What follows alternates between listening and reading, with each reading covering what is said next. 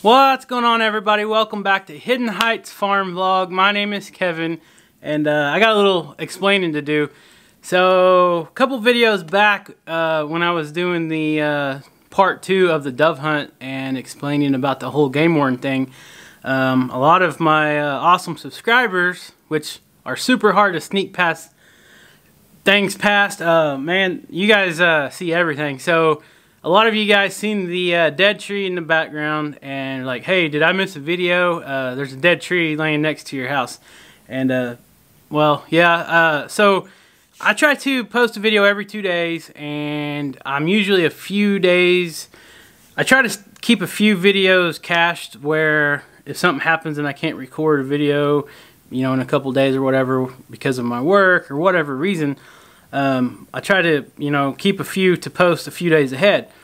So with that being said, is the whole dove hunt thing kind of, I knew all these other guys were going to put out their YouTube videos like that day or the next day, so I had to put out a video pretty quick. So I went ahead and edited that dove hunt video, put it out, and of course you guys seen the dead tree over there. And by the time you see this video, you're already going to see the video about the goats and the storm that took out all of our trees. So guys, that's what I wanted to talk about. I apologize about that, but that's just the way it has to be for me to be able to put these videos out every 2 days. I try to record a few on the weekend, and I'll post every 48 hours. So I don't post every day. I know Dutch and some of the other people like to post every day, but right now it's hard for us to do that. So bear with me on that. Anyways, sorry you guys had to see the tree, and I kind of left you guys hanging. Everybody was asking, and I didn't tell you guys, yeah, there was a big storm that blew through. I just said, hey, there's a video coming out Friday morning that will show you that. But anyways, let's look at this tree now. I still haven't got it cut up, and these leaves are like, it's so dry here in Oklahoma. These leaves, it's like fall time, but it's not fall time. The leaves are turning brown, falling off the tree. I've got some extra chains ordered, and hopefully I can get started on that maybe this weekend, cutting that tree up. I don't know yet. But so you guys seen the video with the goats and the trees. I showed you guys around the property that are down and such, and I talked about the incubator that's in the shop, right? And we lost electric. Well, I didn't give up on the eggs, so I left the incubator running, and a couple days later from losing electric, I went ahead and candled those eggs. Sorry about the light, I'm walking into the shop. So I went ahead and candled those eggs, and I seen movement in probably like 75 or 80% of the eggs. So what I did is just left the eggs in here and left the incubator running as soon as the electric came back on. And what's weird is these eggs were like in day 10 of being in here, so they had like 7 more days to hatch. Well, when I candled the eggs, you know, there was a lot of movement in the eggs, so I left it going. Well, last night these things started hatching, and you know, it's kind of a miracle because these things was without electric for over a day. I originally said 12 to 18 hours, but it was over a day. I realized I messed up when I said that, and now we got little baby Quail. So some of the eggs I got on the right side aren't going to hatch for probably another week. They're about a week behind the first eggs I set in. But look at here, I've been collecting eggs because I thought all these were going to be a failure. So what that means is now I'm going to run out of room to put all these quail. I've got a brooder. I'm going to get, it's in the back of the Ranger. I keep it over in the pasture. I don't keep it in the shop, but I use this old water trough. It's a galvanized water trough as a brooder to keep these quail in. And sorry if you guys hear this fan spinning. It's like almost 100 degrees here in Oklahoma. Super hot. And I don't know if you guys noticed this or not, but got some of my shelves put up. Got a little bit more organized. I've still got a lot of stuff in this shop that I've got to get it organized. It's fall time. Gonna be winter right after that, and we do a lot of activities and a lot of projects and stuff in the shop when the weather's bad and too cold outside. We got a wood stove in here as well. But right now what I'm gonna do is I'm gonna set this stock tank up. Got some fine pine shavings here. I picked up at Tractor Supply last night, and I'm going to get this set up and put some shavings in here and talk about a new product that was sent to me to do a little review on that we're going to use for these quail. So let me get this set up and we'll come back with this new product and show you guys what we got.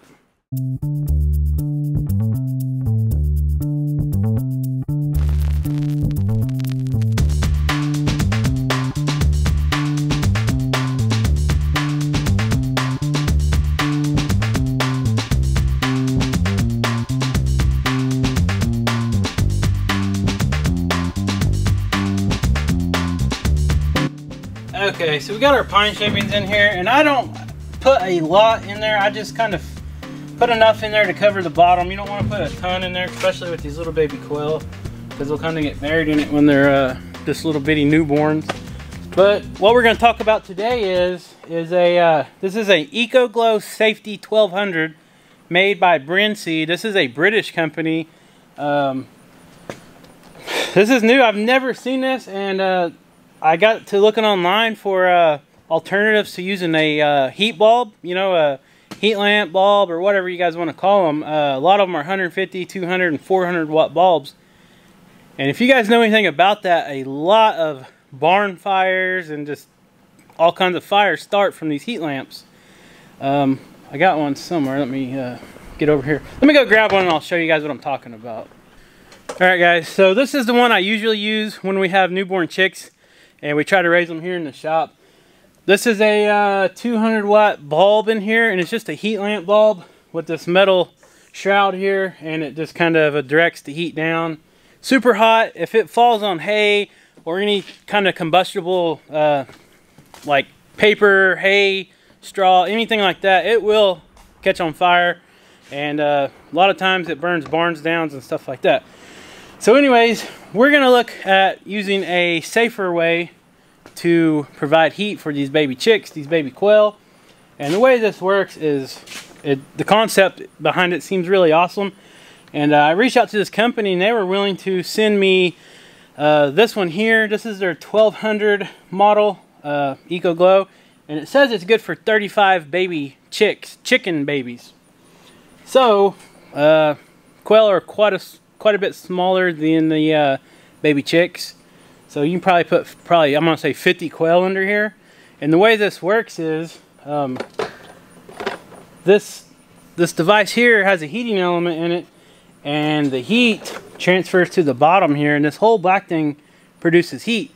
Well, these little legs right here, you just screw them up or down to adjust them. So for these quail, I got it adjusted pretty far down, that way they can still get in here and it'll keep them warm.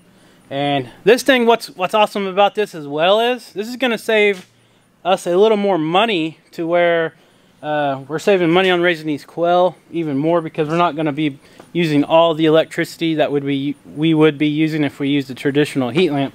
This thing takes 18 watts and it provides a lot of heat. Those heat lamps over there are 200 watt bulbs. So, you know, I'm not going to do the math and figure it out, but 18 watts compared to 200 watts for 2 weeks, you know, your electric bill is going to add up a little bit. I'm sure it's going to be noticeably different. So I'm going to go ahead and get this in there, and the instruction manual says it takes about an hour for it to get to temperature.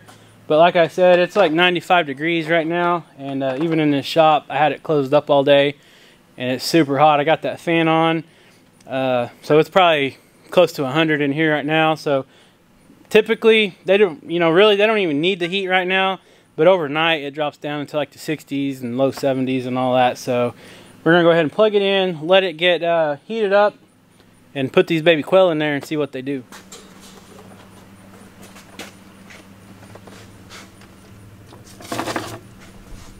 And what you want to do is make sure you got it all kind of leveled out, because these legs are going to stick down in that bedding a little bit.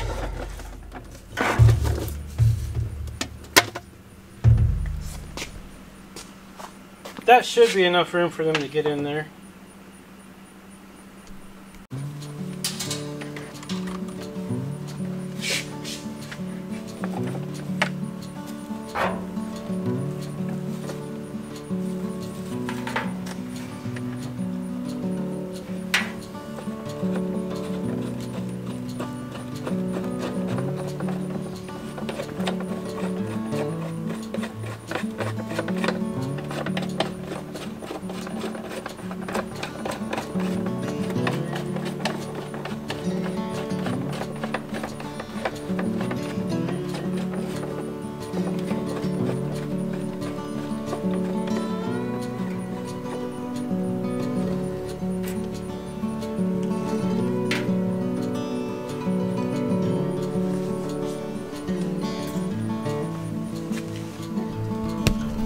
Alright guys, so I got it adjusted a little higher because those legs kind of go down into the shavings. And you know this thing is on because it has a little red light right there. I don't know how well you guys can see that, but it lights up, and it says it takes about an hour or so to get to temperature, but it's already warm, so I'm just gonna go ahead and stick these quail in here. And I'm really surprised we got the amount of babies that we do. We still got several that's going to hatch, so let's go ahead and get them in there, and then we'll start getting them some feed and water.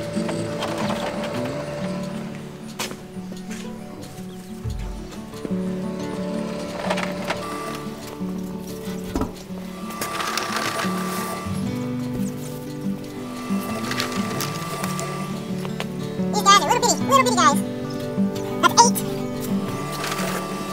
9, 10, 11, 12. It looks like I can get under that pretty easy if I wanted. 13, 14. Oh. Alright, so we're going to take these eggshells out.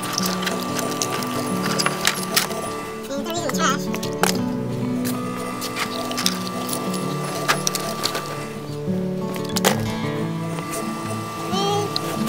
So we're going to go ahead and put the cover back on, and we're going to wait and see, because a lot of these should still hatch, hopefully.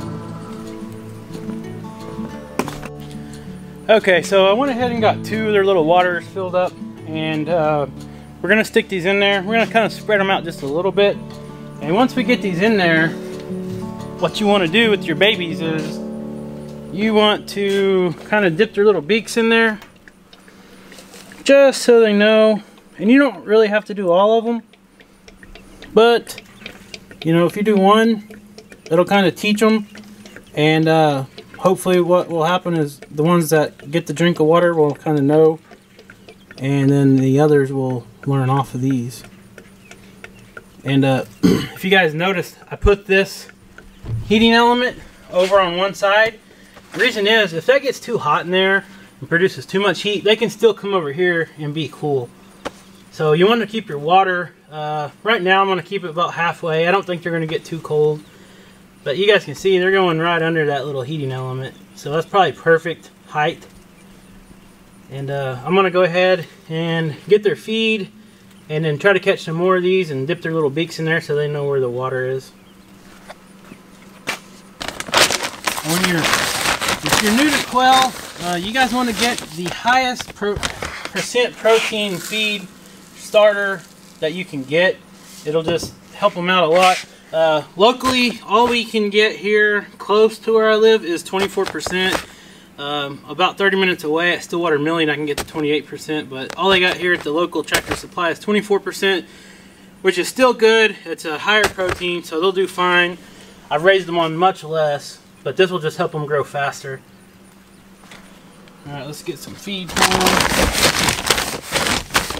And one thing I like to do, if you get these crumbles like this, I like to just kind of sprinkle them on the ground. And this kind of teaches them how to eat, because they might not know what these feeders are or see it just yet. So just kind of sprinkle it everywhere. It ain't going to hurt anything.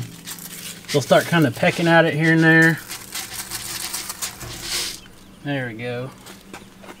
They'll get curious and start pecking at it, and then they'll learn what it looks like in the feeder, and that'll just help them go to it. And you can kind of see a lot of them is already starting to eat off the ground. They get curious and start pecking it, and then they realize that it's food, and it makes them feel good and feel full, and then they'll eventually see the little feeder and start eating out of it. So I think this is going to work out great. I got a ceiling fan on right now, so I'm going to turn it off so they don't get no drafts, because they are little newborns.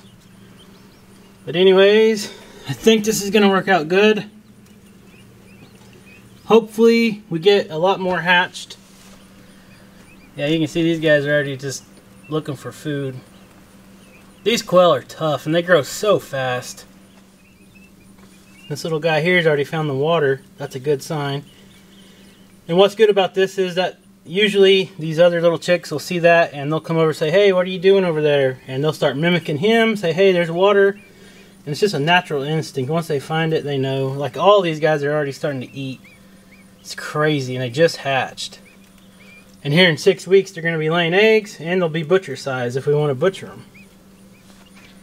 So anyways, guys, we're going to do a little review over this EcoGlow Safety 1200 Chick Brooder by Brinsea.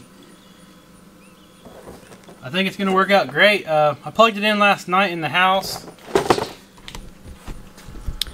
Like I said, I plugged it in last night in the house and let it set an hour, and it got warm underneath. Not warm where it's going to burn you, not at all. But it was warm enough. It was probably putting out like 90 degrees. Almost said 90%. So anyways, guys, before bed tonight, I'll come back out and see if there's any more eggs hatched. Because, you know, there's still a lot of eggs in there. I don't know how many total I had in there. Probably 50. And we'll try to get as many hatched as we can. I'll come back out tonight before bed. And if there's any more hatched, I'll stick them in the brooder. And then just continue to watch every day until hopefully the next batch starts hatching. And hopefully they hatch pretty soon, because I got like 30 or 40 more eggs I can put in there and have another batch in another 17 days. So anyways, guys, thank you so much for watching this video. And guys, by the time you see this video, I think we'll probably be at 8,000 subscribers. Dutch hit me up today and he's like, hey, I'm going to share your little intro video on my community tab on YouTube. He said, I bet you'll hit 9,000 or 8,000 tonight. And I don't know, we've already got like 30 since he's done that, so it's awesome. Thank you, Dutch. And thank you to all the subscribers. If you're new, we appreciate it. If you've been with us a while, we really appreciate it. Leave a comment down below. Like this video, and we'll see you next time, guys.